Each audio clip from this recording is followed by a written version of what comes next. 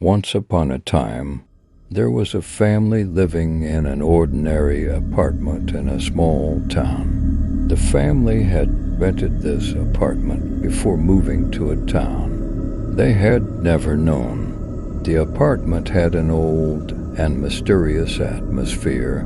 Strange noises from the roof and peculiar footsteps in the corridor at night made the family uneasy. One day, Elif, the little daughter of the family, noticed an odd protrusion in an old wardrobe while playing in her room. When she pushed the protrusion, she discovered a hidden passage behind the wardrobe. Curious, Elif decided to follow the passage. The passage extended down to the basement of the apartment, where the atmosphere was like that of an old, dark, and musty hospital. As Elif wandered through the basement corridors, she pondered about what might have happened there in the past. The walls were lined with old patient rooms and rusty iron doors. Strange sounds from the depths and shadows appearing in the corridor accelerated Elif's heartbeat. Suddenly, she noticed a door slightly ajar, with a faint light emanating from inside.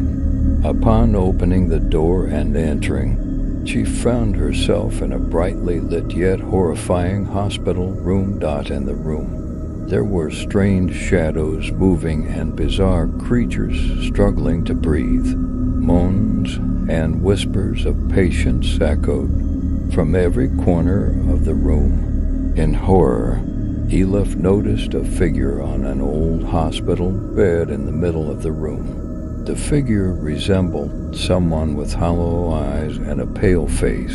As Elif's heart raced, the figure slowly turned its head and looked at her. In that moment, Elif's vision blurred and she lost consciousness. When Elif regained consciousness, she was back in her own room. The secret passage she entered had disappeared. She couldn't determine whether she had experienced it as a dream or if it was a real event. However, from that day on, the family